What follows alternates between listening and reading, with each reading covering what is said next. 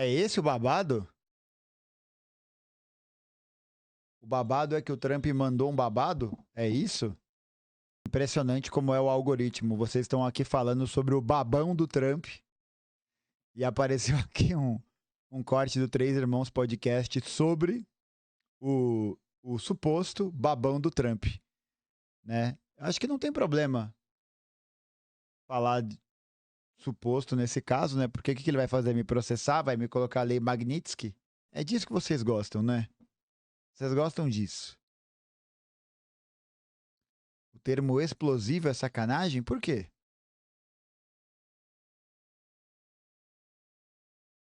Por que vocês estão digitando peixe, bola, gato? Bom, enfim, vamos ver. Tem uma parte da população que tá pronta. Caso seja necessário, o presidente consegue convocar essas milícias e aí a gente já passa a Tá falar de um falando da efetivo aí de Venezuela? quase 5 milhões de pessoas Não, pra pegar em armas se essa ali, que milícia são... estiver motivada, bem enquadrada, né? Com razoável, um equipamento razoável, você não precisa. Milícia não tem que sair com óculos escuros, com óculos de visão noturna, com arma laser, não. É um fuzilzinho, uma pistola e acabou. Se você conseguir isso daí, se tiver senso de distribuição de munição, etc., se o pessoal estiver motivado, às vezes vão ter um problema, cara. Não dá conta, né? Aí não dá, mas a gente não sabe em que pé que tá isso daí, né? E ele me falou que tem mais de 100 aeronaves lá na Venezuela, é isso mesmo? Não, mas aí, Rodrigo. Peraí. É aquele avião russo. Só para dar um contexto aí para vocês que não estão ligados, né? Já faz muitas semanas que o governo, na verdade faz meses que o governo Trump tem intensificado a movimentação de setores militares no Mar do Caribe, próximo da costa venezuelana. Se vocês acompanharem várias notícias, eu vou deixar algumas aqui para vocês lerem, porque eu pretendia falar sobre isso mesmo hoje, mas já tiveram vários ataques realizados contra embarcações venezuelanas, alegando que essas embarcações teriam algum tipo de conexão com grupos do tráfico de drogas, do narcotráfico. Então, o governo Trump está se utilizando muito dessa retórica de combate ao tráfico de drogas para poder intensificar sua presença militar na região e, assim, colocar as suas mãos naquilo que eles mais querem. Democracia, liberdade, sabores de MM? Nananina não. Petróleo. A Venezuela é o país que tem as maiores reservas petrolíferas do mundo. São mais de 300 bilhões de barris de petróleo que têm potencial no território venezuelano. E o grande campo de petróleo que fica na Venezuela, que é uma faixa territorial considerável, fica a só 140 quilômetros da costa em linha reta. Então, o que o governo dos Estados Unidos está fazendo? Está intensificando a utilização dessa retórica, está intensificando a utilização dessa justificativa de combate ao narcotráfico, para poder utilizar isso como prerrogativa para poder intervir militarmente. O que, inclusive, levanta um debate sobre a que tantas tem andado o PL antifacção que tem rodado no Brasil, né? Porque a partir do momento que os caras vinculam o narcotráfico à atividade terrorista, isso aumenta a possibilidade de uma intervenção militar estrangeira, inclusive no Brasil. E aí os Estados Unidos já movimentaram vários navios, várias unidades militares próximos da costa venezuelana. E aí tem um ponto aqui que é importante que o Robinson Farinal estava comentando, que é o fato de que a Venezuela, para além de um exército regular, conta também com uma força armada composta pela população civil, que são as milícias nacionais bolivarianas. E aí os números de civis que podem eventualmente se transformar em soldados são bastante consideráveis. E aí a leitura da CIA dos Estados Unidos é uma, o governo da Venezuela diz outra coisa, mas fato é que esse instrumento de defesa do povo venezuelano foi organizado e tem sido organizado desde a época do Hugo Chávez. Porque o Hugo Chávez sofreu uma tentativa de golpe em 2002 e foi reposto no poder.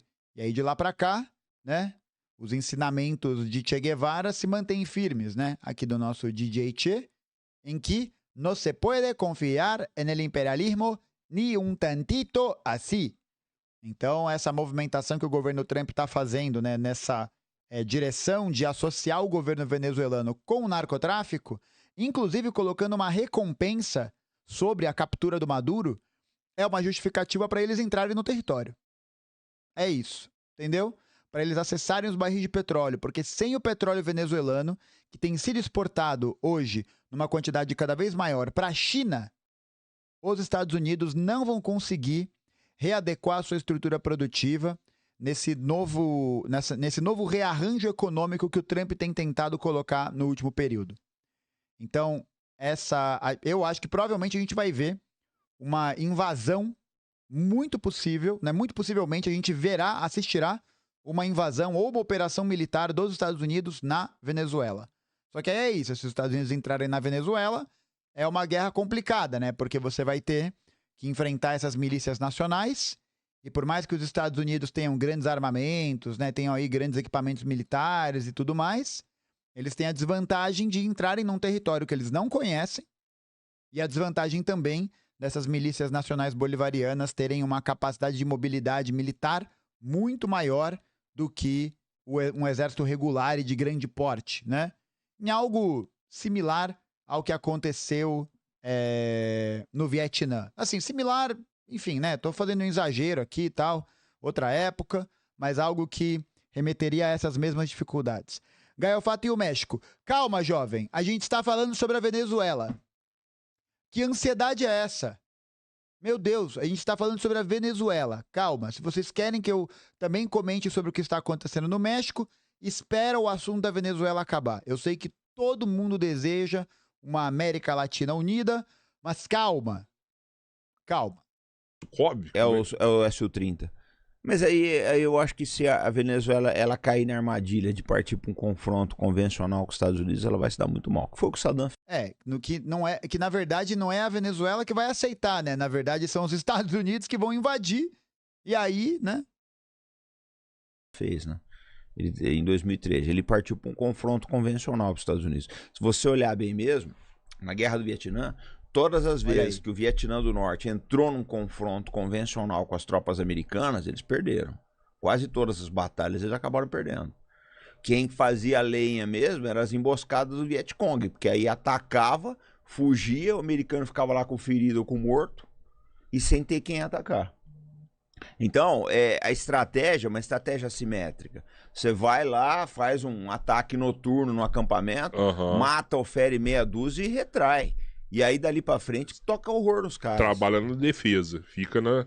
E assim, e ainda é preocupante, porque a gente tem um outro fator de desequilíbrio, que é o fato de que as tropas do exército dos Estados Unidos realizaram exercícios militares sob a permissão do governo Lula, importante dizer isso, na Amazônia e, mais recentemente, na Caatinga brasileira também, tá?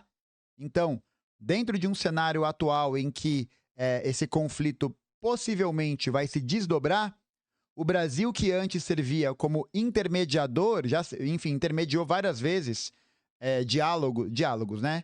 Intermediou várias vezes ali as ofensivas dos Estados Unidos na época do Bush com o Hugo Chávez, agora apresenta uma tendência de adesão cada vez maior a uma paz, né? E a um acordo, entre muitas aspas, que vai beneficiar os Estados Unidos. Tendo em vista que o Brasil tem apresentado posições diplomáticas e posições geopolíticas com relação à Venezuela que são contrárias às suas posições históricas. Então, o Brasil, por exemplo, foi um dos países que votou contra a entrada da Venezuela nos BRICS. Entendeu? Fora o fato dos exercícios militares.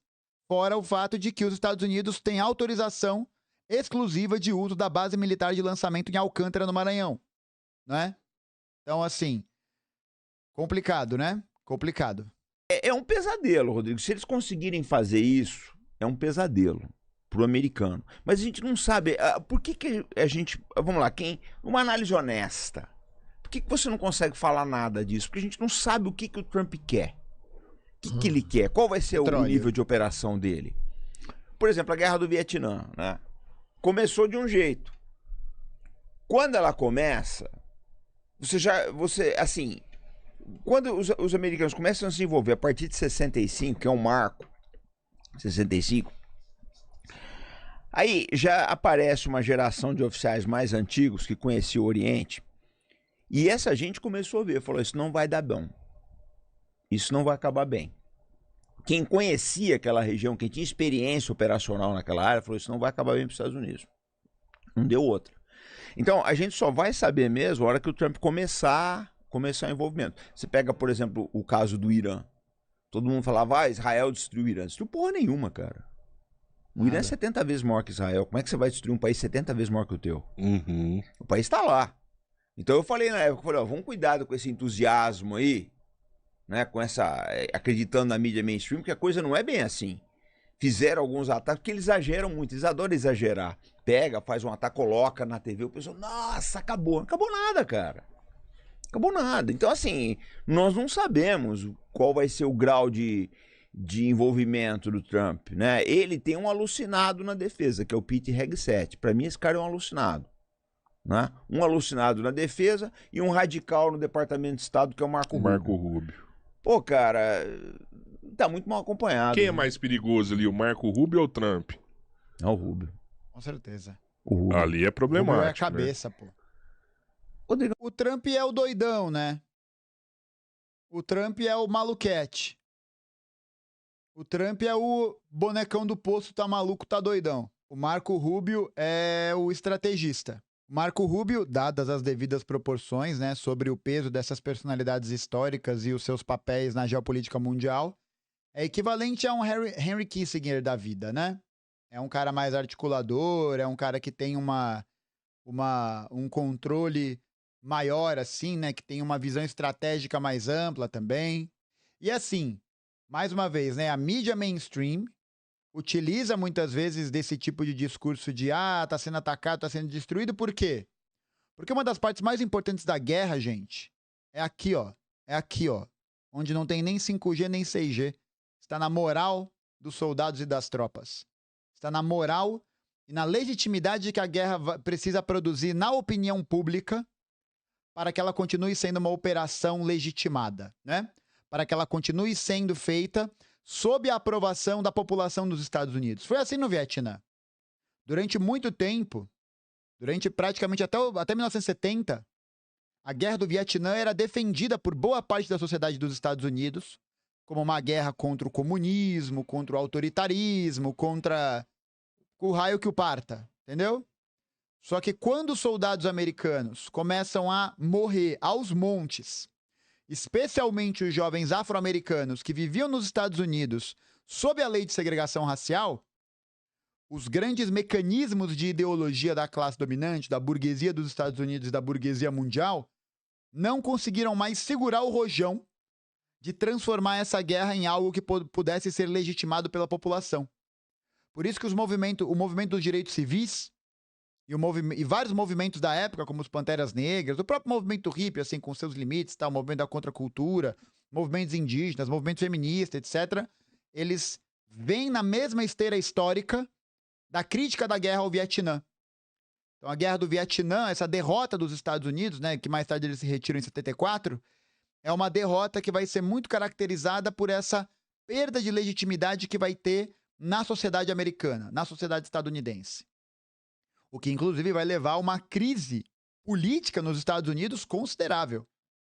Bastante grande. Porque eles insistem, né, na permanência da guerra e eles estão tomando um cacetovski, né? Então, por isso que o Trump faz uso desse recurso. Porque quando ele fala de narcotráfico, quando ele fala sobre combater não sei o quê, não sei o quê, não sei o quê, não sei o quê, ele tenta criar esse campo de legitimidade. Ele tenta fazer e pegar um discurso que a sociedade em geral vai olhar e falar: essa guerra vale a pena ser lutada. Manda soldado.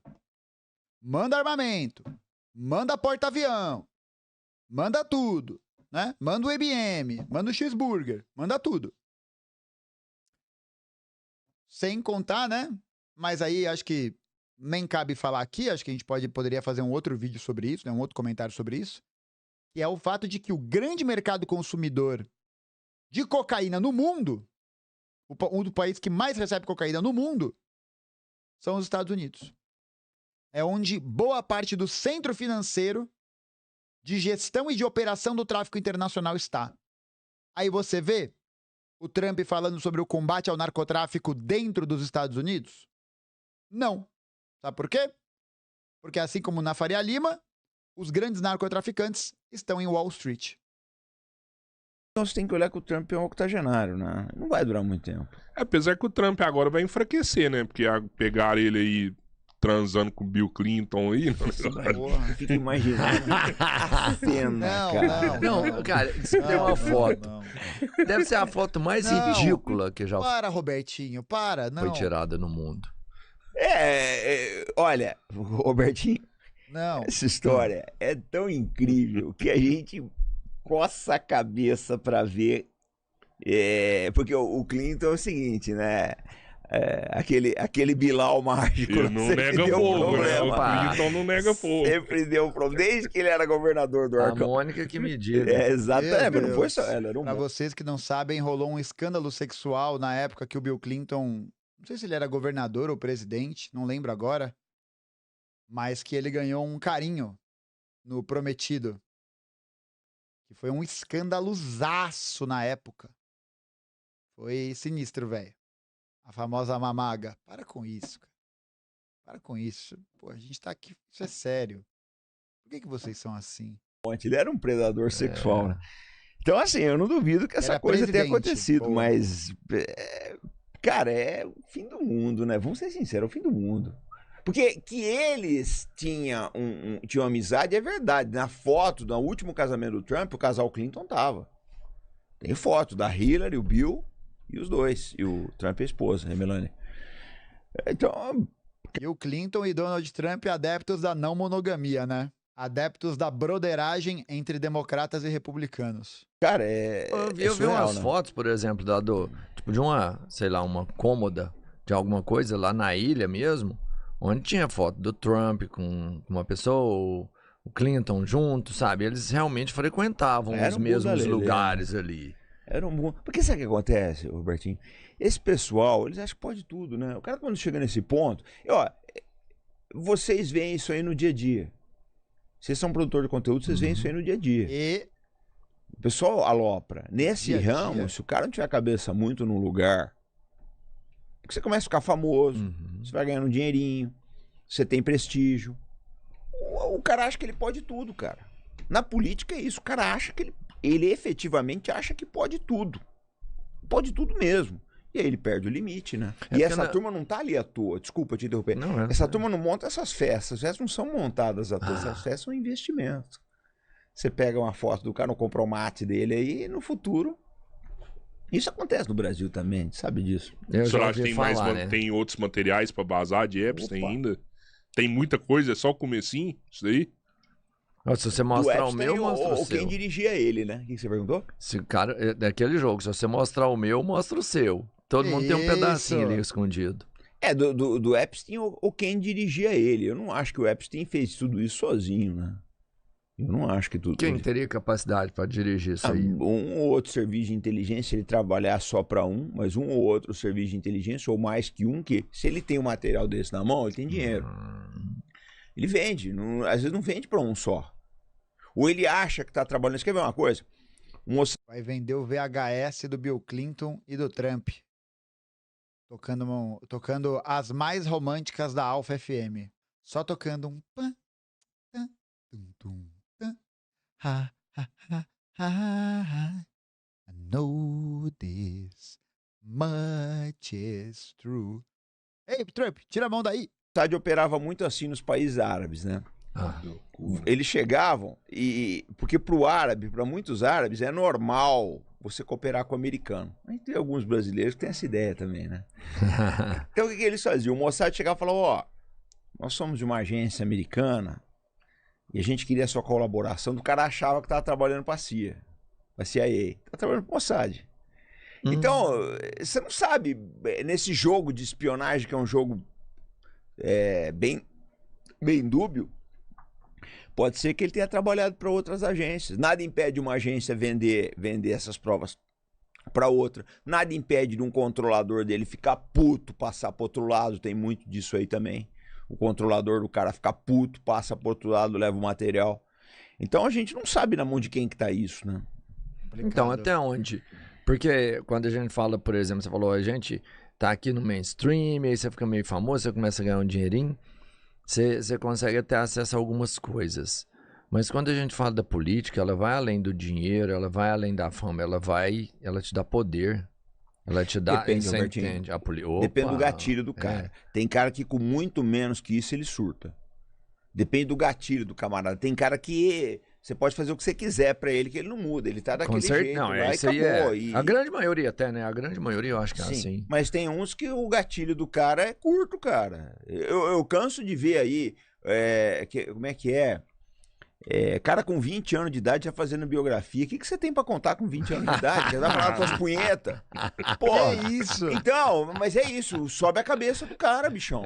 E ele não sabe lidar com isso. Mas na política é uma coisa muito maior, né? Você imagina, o Trump já é uma pessoa, gente, complicada por natureza. Ele tem um ego inflado. Ele é uma pessoa complicada. Não, o Trump não tem o ego inflado, né? Ele é o dirigível da Goodyear. Vocês lembram do dirigível da Goodyear, que de vez em quando aparecia pelos céus? Agora eu quero que vocês imaginem o dirigível da Goodyear com uma peruca laranja falando, billions and billions and billions. If you want America... Não sei imitar o Trump. Muito complicado. Então, você imagina, assim, a gente tá vendo ele na presidência, né? Você vê pelas bobagens que ele acaba fazendo, você vê o negócio das tarifas, ele tá tendo que retrair em tudo quanto é lado. Todas. É uma pessoa sem noção, sem limite. Essa do Brasil foi horrível pra ele, foi. Né? Ainda Um prejuízo tá absurdo, né? Então, o Rodrigo é um cara destemperado, porque o Tancredo falava isso, um presidente ele tem que ser uma pessoa que pensa duas vezes até pra atravessar a rua. Aquele era mineiro é foda, né? Então, o Tancredo falava o seguinte, não existe mineiro radical, daquele jeito dele, né? Não existe mineiro radical. No caso dele, se a não pessoa mesmo. é mineira, ela não é radical. Se ela é radical, não é mineiro. Daquele jeito dele, né? Assiste uma hora esse documentário, chama Tancredo, A Travessia. Porque não foi só uma aula de um político, foi uma aula de Minas Gerais também. O Tancredo era o mineiro por excelência, né? Obrigado, Hora Clube da Esquina. Esse eu vou assistir. É maravilhoso, tem que é lindo assistir esse isso documentário. aí, pô. Olha, eu assisti umas 5 vezes. Foi um dos documentários mais bonitos que eu vi na minha vida. Ó, tem uma parada do Trump que eu acho que conta muito a favor dele, que é justamente o fato dele ser destemperado. Eu acho que ele joga muito com essa ideia de sempre estar dobrando a aposta conforme ele vai tomando suas decisões e conforme ele vai aumentando a retórica, né? E ele se aproveita do fato de que ele tem o maior aparelho militar do mundo nas mãos dele e ele pode literalmente fazer o que ele bem entender. E ainda mais num contexto em que o exército dos Estados Unidos é praticamente privatizado. Que as Forças Armadas dos Estados Unidos hoje são basicamente vendidas para empresas privadas. Empresas privadas de segurança, de armas, de mercenários e o caramba quatro. Então o cara tá no meio dessa negociação. E o fato dele ter essas posições mais... Ele tem um tipo de poder que conta do lado dele porque... Esse destemperamento dele é o que dá também uma certa legitimidade, né? Tipo, acho que a crise capitalista que os Estados Unidos vem passando e a própria eleição do Trump são um retrato de que essa linha ideológica, política, do temperamento, do equilíbrio, tananana, ela é uma retórica, ela é um discurso, ela é uma prática cada vez menos aceita. Por isso que uma figura como o Trump faz sucesso. Que uma figura como o Trump consegue angariar esse apoio, consegue angariar essa articulação. Porque ele vai sempre se posicionar de uma maneira em que ele é um homem que sabe o que quer. É um cara decidido. É um cara que... né? Truco. Foi esse aí, Tancredo, A Travessia. É uma hora de duração, você acha no YouTube, mas é lindo, é muito bonito. Porque ele era uma pessoa assim... Nós demos azar, cara, de perder esse cara. Demos azar. Porque era uma pessoa que foi preparada, foi ministro da Justiça do Getúlio, foi deputado, foi senador, foi governador de Minas Gerais, né? Fez uma costura maravilhosa, uma costura política maravilhosa para chegar na presidência. Acabou. Achei ótimo que a gente foi de análise geopolítica sobre a Venezuela para gloob-gloob, suposto gloob-gloob entre Bill Clinton, o Mámaga, entre o Bill Clinton e o Trump. E terminamos falando sobre o Tancredo Neves. É isso, né? Grande volta. O corte foi bem seco. Bem seco. Será que o Trump deu ghosting no Bill Clinton?